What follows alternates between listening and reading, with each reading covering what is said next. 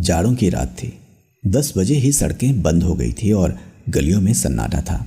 बूढ़ी बेवा माँ ने अपने नौजवान बेटे धर्मवीर के सामने थाली परोसते हुए कहा, तुम इतनी रात तक कहाँ रहते हो बेटा? रखे रखे खाना ठंडा हो जाता है। चारों तरफ सोता पड़ गया। आग भी तो इतनी नहीं रहती कि इतनी रात तक बैठी तापती रहूं। धर्मवीर हृष्ट पुष्ट सुंदर नवयुवक था। थाली खींचता हुआ बोला, अभी तो 10 भी नहीं बजे अम्मा। यहाँ के मुर्दा दिल आदमी सरे शाम ही सो जाएं तो कोई क्या करे।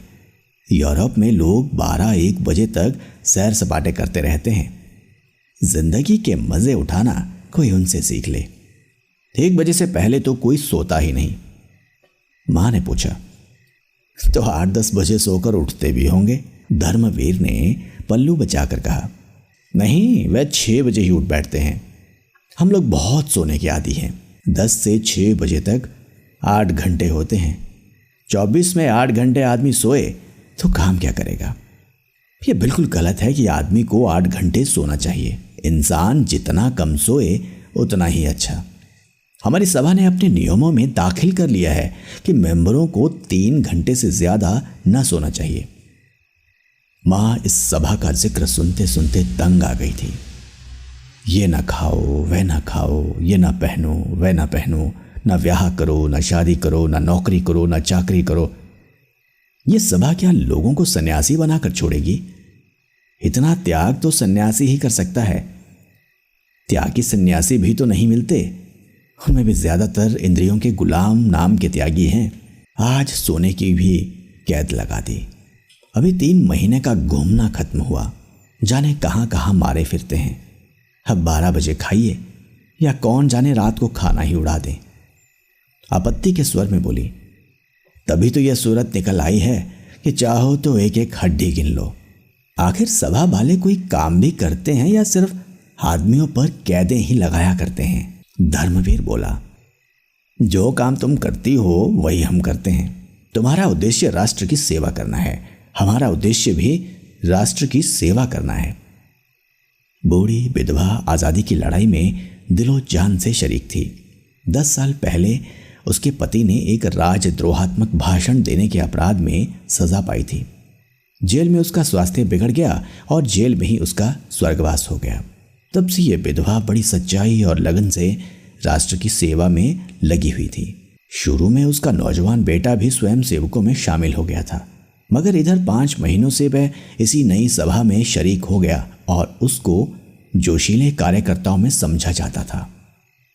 मां ने संदेह के स्वर में पूछा, तो तुम्हारी सभा का कोई दफ्तर है? हाँ है। उसमें कितने मेंबर हैं? अभी तो सिर्फ 25 मेंबर हैं। वह 25 आदमी जो कुछ कर सकते हैं वे तुम्हारे 25,000 भी नहीं कर सकते। देखो अम्मा, किसी से कहना मत, वरना सबसे पहले मेरी जान पर आफत आएगी। मुझे उम्मीद नहीं कि पिकेटिंग और जुलूसों से हमें आज़ादी हासिल हो सके। यह तो हमारी कमजोरी और बेबसी का साफ ऐलान है। झंडियां निकालकर और गीत गाकर कौमें नहीं आज़ाद हुआ करती। यहां के लोग अपने अक्ल से काम नहीं लेते। एक आदमी ने कहा, यूं स्वराज मिल जाएगा, बस आंखें बंद करके उसके पीछे हो लिए। वह आदमी गुमराह है और दूसरों को भी गुमराह कर रहा है। ये लोग दिल में इस ख्याल से खुश हो लें कि हम आज़ादी के करीब आते जाते हैं, मगर मुझे तो काम करने का यह ढंग बिल्कुल खेल सा मालूम होता है। लड़कों के रोने धोने और मचलने पर खिलौने और मिठाइयाँ मिला करती है, वही इन लोगों को मिल जाएगा। असली चीज़ तो तभी मिलेगी जब हम उसकी कीमत देने को तैयार होंगे। माँ ने कहा, उसकी कीमत क्या हम नहीं दे रहे हैं? हमारे लाखों आदमी जेल नहीं गए, हमने डंडे नहीं खाए, हम अपनी जायदादें नहीं जब्त करवाई। धर्मवीर, इससे अंग्रेजों को क्या क्या नुकसान हुआ? वे हिंदुस्तान उसी वक्त छोड़ेंगे जब उन्हें यकीन हो जाएगा कि अब वे एक पल भर भी नहीं रह सकते। अगर आज हिंदुस्तान के 1000 अंग्रेज कत्ल कर दिए जाएं तो आज ही स्वराज मिल जाएगा। रूस इसी तरह आज़ाद हुआ, आयरलैंड भी इसी तरह आज़ाद हुआ, हिंदुस्तान भी इसी तरह आज़ाद होगा और कोई तरीका नहीं, हमें उनका खात्मा कर देना है। एक गोरे अफसर के कत्ल कर देने से हुकूमत पर जितना डर छा जाता है उतना 1000 जुलूसों से मुमकिन नहीं। मां सर से पांव तक कांप उठी। उसे विधवा हुए 10 साल हो गए थे। यही लड़का उसकी जिंदगी का सहारा है। इसी को सीने से लगाए मेहनत मजदूरी करके अपनी मुसीबत के दिन काट रही है। वह इस ख्याल से खुश थी कि ये 4 पैसे कमाएगा, घर में बहू आएगी, एक टुकड़ा खाऊंगी और पड़ी रहूंगी। आरजुओं के पतले पतले तिनकों से उसने ये किश्ती बनाई थी। उसी पर बैठकर जिंदगी के दरिया को पार कर रही थी। वह किश्ती अब उसे लहरों में झकोले खाती हुई मालूम हुई। उसे ऐसा महसूस हुआ वह किश्ती दरिया में डूबी जा रही है। उसने अपने सीने पर हाथ रखकर कहा, बेटा तुम कैसी बातें कर रहे हो? क्या तुम समझते हो अंग्रेजों को कत्ल कर देने से हम आजाद हो जाएंगे? हम अंग्रेजों के दुश्मन नहीं, हम इस राज्य प्रणाली के दुश्मन हैं। अगर ये राज्य प्रणाली हमारी भाई बंदों के ही हाथों में हो और उसका बहुत बड़ा हिस्सा है भी, तो हम उसका भी इसी तरह विरोध करेंगे।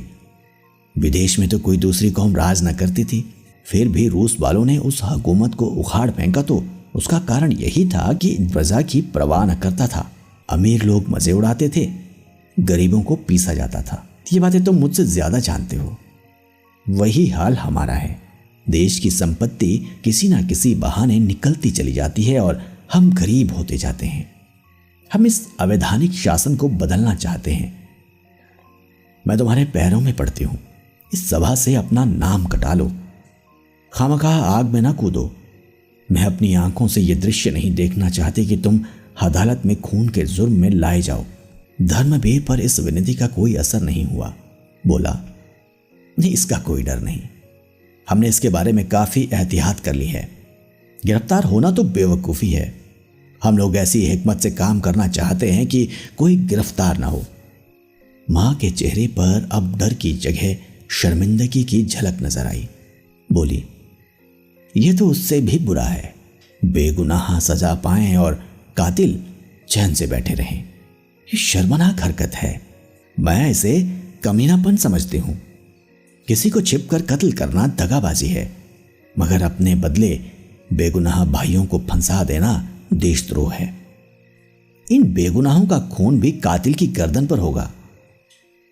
धर्मवीर ने अपनी मां की परेशानी का मजा लेते हुए कहा, अम्मा तुम इन बातों को नहीं समझती। तुम अपने धरने दिए जाओ, जुलूस निकाले जाओ। हम जो कुछ करते हैं हमें करने दो। गुनाह और सवाब, पाप और पुण्य, धर्म और अधर्म, ये निरर्थक शब्द हैं। जिस काम को तुम सापेक्ष समझती हो उसे मैं पुण्य समझता हूं। तुम्हें कैसे समझाऊं कि यह सापेक्ष शब्द है? तुमने भगवत गीता तो पढ़ी है। कृष्ण भगवान ने साफ कहा है, मारने वाला मैं हूं, जिलाने वाला मैं हूं। आदमी ना किसी को मार सकता है ना जिला सकता है। फिर कहां रहा तुम्हारा पाप? मुझे इस बात की क्यों शर्म हो कि मेरे बदले कोई दूसरा मुजरिम करार दिया गया? यह व्यक्तिगत लड़ाई नहीं, इंग्लैंड की सामूहिक शक्ति से युद्ध है। मैं मरूं या मेरे बदले कोई दूसरा मरे, इसमें कोई अंतर नहीं। जो आदमी राष्ट्र की ज्यादा सेवा कर सकता है उसे जीवित रहने का ज्यादा अधिकार है। मां आश्चर्य से लड़के का मुंह देखने लगी। उससे बहस करना बेकार था। अपनी दलीलों से वह उसे कायल न कर सकती थी।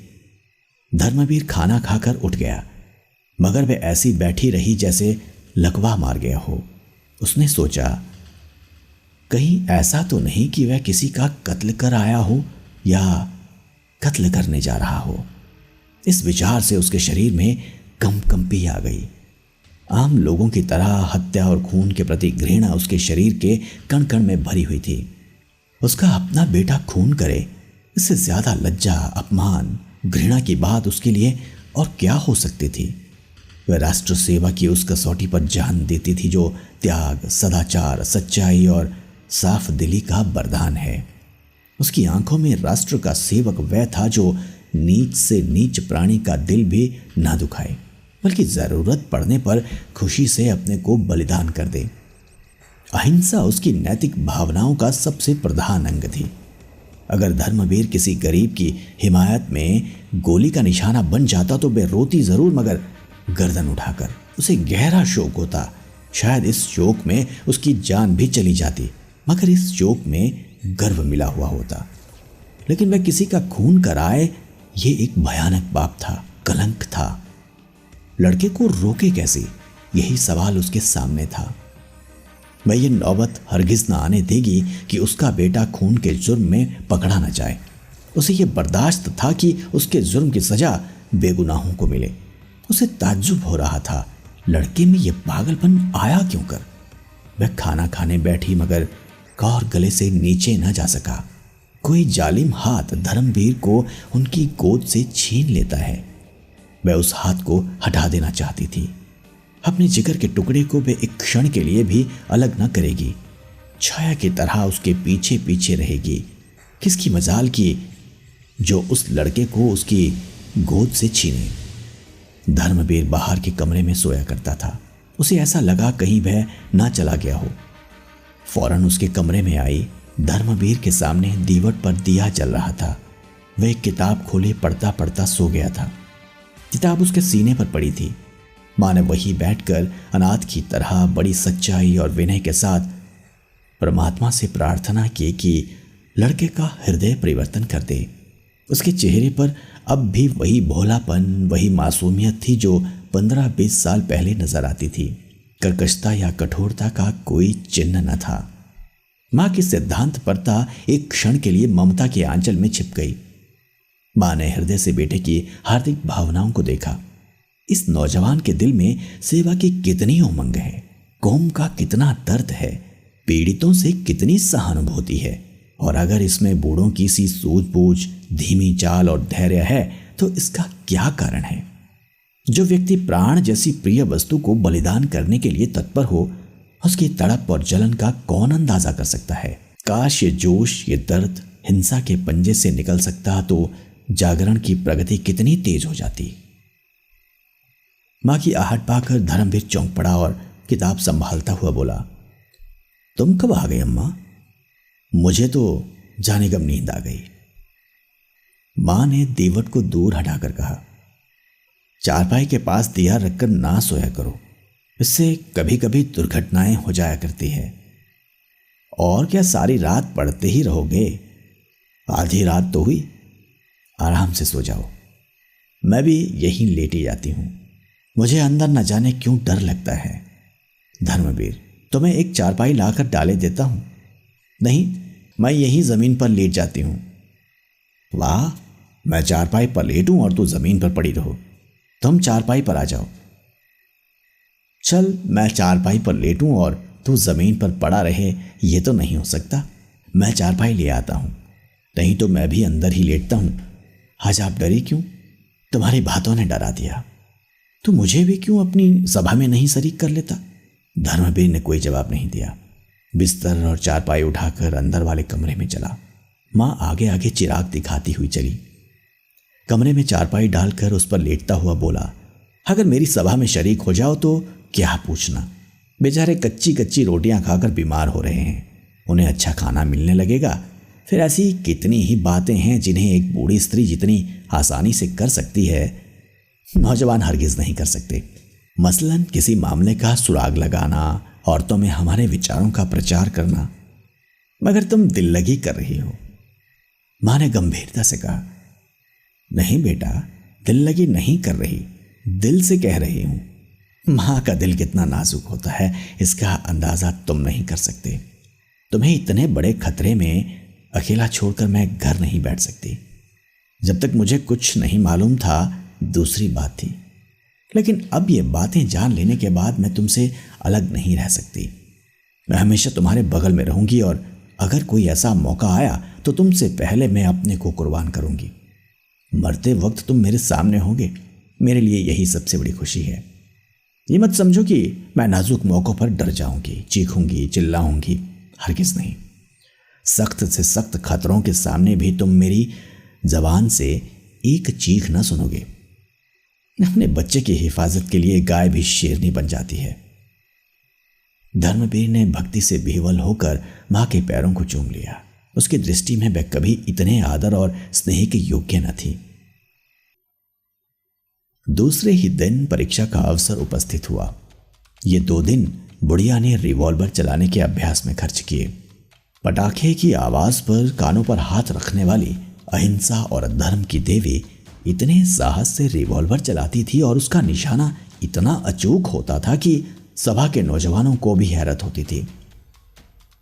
पुलिस के सबसे बड़े अफसर के नाम मौत का परवाना निकला और यह काम धर्मवीर के सुपुर्द हुआ।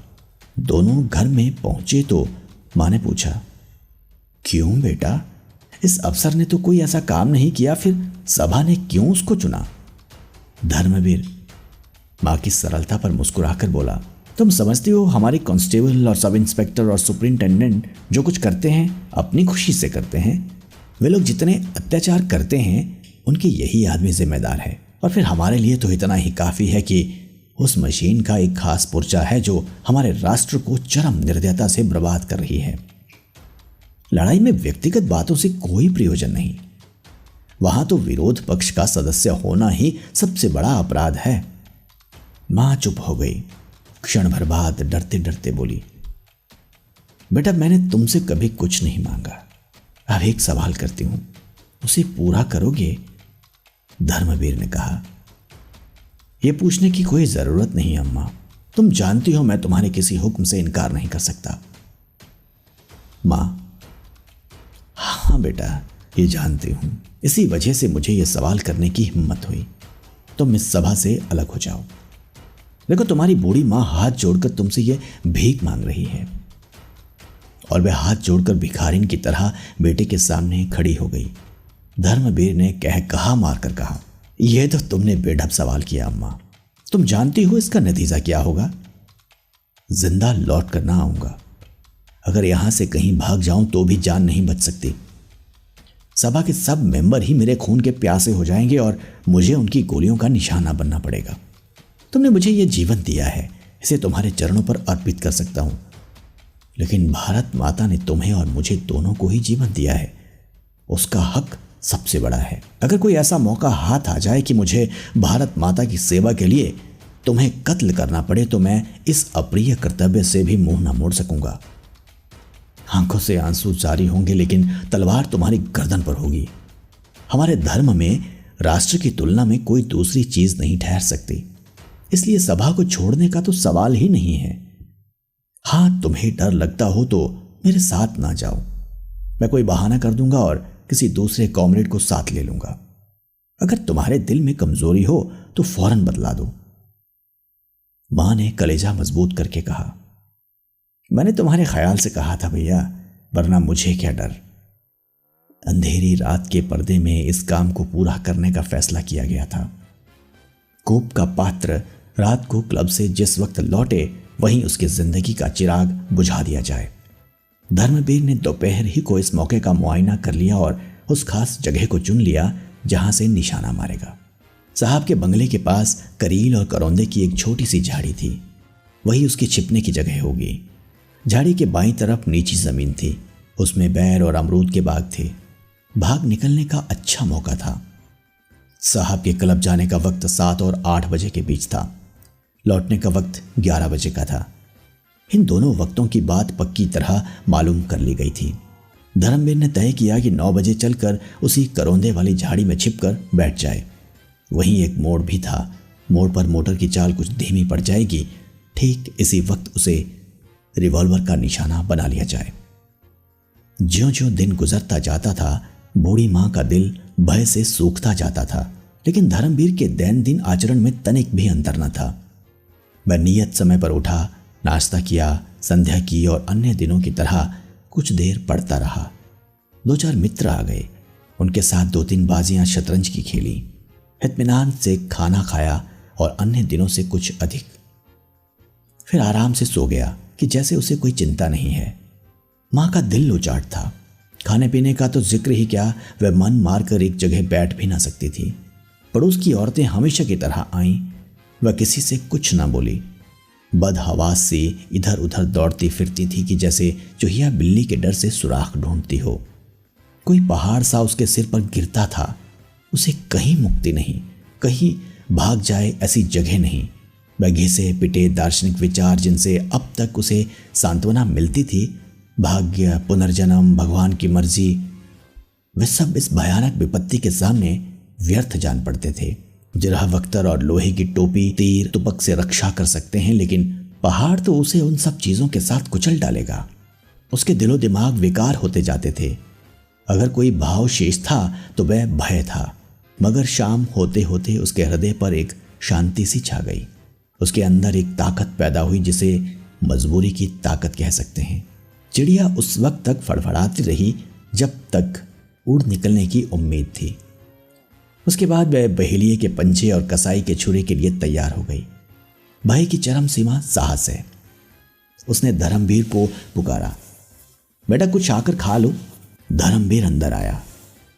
आज दिन भर माँ बेटे में एक बात भी ना हुई थी। इस वक्त माँ ने धर्मवीर को देखा तो उसका चेहरा उतरा हुआ था। वह संयम जिससे आज उसने दिन भर अपने भीतर की बेचैनी को छिपा रखा था, जो अब तक उड़े उड़े से दिमाग की शक्ल में दिखाई दे रही थी, खतरे के पास आ जाने पर पिघल गया था।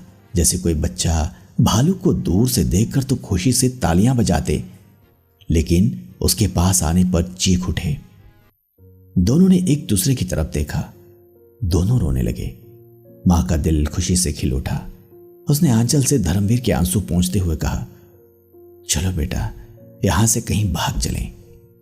धर्मवीर चिंता मग्न खड़ा था। मां ने फिर कहा, किसी से कुछ कहने की जरूरत नहीं, यहां से बाहर निकल जाएं जिसमें किसी को खबर भी ना हो। राष्ट्र की सेवा करने के और भी बहुत से रास्ते हैं। धर्मवीर जैसे नींद से जागा, बोला, ये नहीं हो सकता अम्मा। कर्तव्य तो कर्तव्य है, उसे पूरा करना पड़ेगा, चाहे रोकर पूरा करो चाहे हंसकर। हाँ, इस ख्याल से डर लगता है कि नतीजा ना जाने क्या होगा। मुमकिन है निशाना चूक जाए और गिरफ्तार हो जाऊं या उसकी गोली का निशाना बनूं। लेकिन खैर, जो हो सो हो। मर भी जाएंगे तो नाम तो छोड़ जाएंगे। क्षण भर बाद उसने फिर कहा, इस समय तो कुछ खाने को जी नहीं चाहता मां, अब तैयारी करनी चाहिए। तुम्हारा जी ना चाहता हो तो ना चलो, मैं अकेला चला जाऊंगा। मां ने शिकायत के स्वर में कहा, मुझे अपनी जान इतनी प्यारी नहीं है बेटा। मेरी जान तो तुम हो, तुम्हें देखकर जीती थी। तुम्हें छोड़कर मेरी जिंदगी और मौत दोनों बराबर है, बल्कि मौत जिंदगी से अच्छी है। धर्मवीर ने कुछ जवाब न दिया। दोनों अपनी अपनी तैयारियों में लग गए। मां की तैयारी ही क्या थी, एक बार ईश्वर का ध्यान किया, रिवॉल्वर लिया और चलने को तैयार हो गई। धर्मवीर को अपनी डायरी लिखनी थी। मैं डायरी लिखने बैठा तो भावनाओं का एक सागर सा उमड़ पड़ा। ये प्रवाह, विचारों की यह स्वतः स्फूर्ति उसके लिए नई चीज थी, जैसे दिल में कहीं सोता खुल गया हो। इंसान लाफानी है, अमर है, यह उस विचार प्रवाह का विषय था। आरंभ एक दर्दनाक अलविदा से हुआ। रुखसत दुनिया की दिलचस्पियों, रुखसत जिंदगी की बहारों, रुखसत मीठे जख्मों, रुखसत देश भाइयों। अपने इस आहत और अभागे सेवक के लिए भगवान से प्रार्थना करना। जिंदगी बहुत प्यारी चीज है, इसका तजुर्बा हुआ। आह, वही दुख दर्द के नश्तर, वही हसरतें और मायूसियां जिन्होंने जिंदगी को कड़वा बना रखा था, इस समय जीवन की सबसे बड़ी पूंजी है। ये प्रभात की सुनहरी किरणों की वर्षा, ये शाम की रंगीन हवाएं, ये गली कूचे, ये दरो दीवार फिर देखने को मिलेंगे। जिंदगी बंदिशों का नाम है। बंदिशें एक एक करके टूट रही है। जिंदगी का शिराजा बिखरा जा रहा है। दिल की आजादी, आओ तुम्हें नाउम्मीदी की कब्र में दफन कर दूं। भगवान से यही प्रार्थना है कि मेरे देशवासी फलें फूलें, मेरा देश लहलहाए। कोई बात नहीं, हम क्या और हमारी हस्ती ही क्या, मगर गुलशन बुलबुलों से खाली ना रहेगा। मेरी अपने भाइयों से इतनी ही विनती है कि जिस समय आप आज़ादी के गीत गाएं तो इस गरीब की भलाई के लिए दुआ करके उसे याद कर लें। डायरी बंद करके उसने एक लंबी सांस खींची और उठ खड़ा हुआ। कपड़े पहने, रिवॉल्वर जेब में रखा और बोला, अब तो वक्त हो गया अम्मा। मां ने कुछ जवाब ना दिया। घर संभालने की किसे परवाह थी, जो चीज जहां पड़ी थी वहीं पड़ी रही, यहां तक कि दिया भी ना बुझाया गया। दोनों खामोश घर से निकले। एक मर्दानगी के साथ कदम उठाता, दूसरी चिंतित और शोकमग्न और बेबसी के बोझ से झुकी हुई। रास्ते में भी शब्दों का विनिमय न हुआ। दोनों भाग्य लिपि की तरह अटल, मौन और तत्पर थे। गद्यांश तेजस्वी, बलवान पुनीत कर्म की प्रेरणा, पद्यांश दर्द, आवेश और विनती से कांपता हुआ। झाड़ी में पहुंचकर दोनों चुपचाप बैठ गए। कोई आध घंटे बाद साहब की मोटर निकली। धर्मवीर ने गौर से देखा। मोटर की चाल धीमी थी। साहब और लेडी बैठे थे। निशाना अचूक था। धर्मवीर ने जेब से रिवॉल्वर निकाला। मां ने उसका हाथ पकड़ लिया और मोटर आगे निकल गई। धर्मवीर ने कहा, ये तुमने क्या किया अम्मा? ऐसा सुनहरा मौका फिर हाथ ना आएगा। मां ने कहा, मोटर में मेम भी थी, कहीं मेम को गोली लग जाती तो क्या बात थी? हमारे धर्म में नाग, नागिन और सपोले में कोई भी अंतर नहीं। मां ने घृणा भरे स्वर में कहा, तो तुम्हारा धर्म जंगली जानवरों और वहशियों का है, जो लड़ाई के बुनियादी उसूलों की भी परवाह नहीं करता। स्त्री हर एक धर्म में निर्दोष समझी गई है, यहां तक कि वहशी भी उसका आदर करते हैं। वापसी के समय हरगिज न छोड़ूंगा। मेरे जीते जी तुम स्त्री पर हाथ नहीं उठा सकते। मैं इस मामले में तुम्हारी पाबंदियों का गुलाम नहीं हो सकता। मां ने कुछ जवाब ना दिया। इस नामर्दी जैसी बात से उसकी ममता टुकड़े टुकड़े हो गई। मुश्किल से 20 मिनट बीते होंगे कि वही मोटर दूसरी तरफ से आती दिखाई पड़ी। धर्मवीर ने मोटर को गौर से देखा और उछलकर बोला, लो अम्मा, अब की बार साहब अकेला है, तुम भी मेरे साथ निशाना लगाना। मां ने लपक कर धर्मवीर का हाथ पकड़ लिया और पागलों की तरह जोर लगाकर उसका रिवॉल्वर छीनने लगी। धर्मवीर ने उसको एक धक्का देकर गिरा दिया और रिवॉल्वर साधा। 1 सेकंड में मां उठी। उसी वक्त गोली चली। मोटर आगे निकल गई, मगर मां जमीन पर तड़प रही थी। धर्मवीर रिवॉल्वर फेंककर मां के पास गया और घबरा कर बोला, अम्मा क्या हुआ? फिर यकाएक इस शोक भरी घटना की प्रतीति उसके अंदर चमक उठी। वह अपनी प्यारी मां का कातिल है। उसके स्वभाव की सारी कठोरता और तेजी और गर्मी बुझ गई। आंसुओं की बढ़ती हुई थरथरी को अनुभव करता हुआ वह नीचे झुका और मां के चेहरे की तरफ आंसुओं में लिपटी हुई शर्मिंदगी से देखकर बोला, ये क्या हो गया अम्मा? हाय, तुम कुछ बोलती क्यों नहीं? ये कैसे हो गया? अंधेरे में कुछ नजर भी तो नहीं आता। कहां गोली लगी? कुछ तो बताओ। इस बदनसीब के हाथों तुम्हारी मौत लिखी थी। जिसको तुमने गोद में पाला उसी ने तुम्हारा खून किया।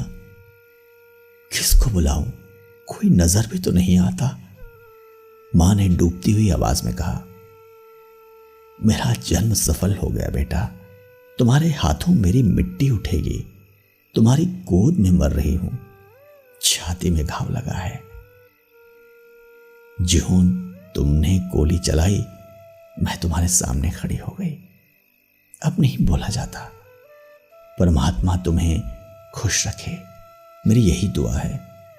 मैं और क्या करती बेटा? मां की आबरू तुम्हारे हाथ में है। मैं तो चली।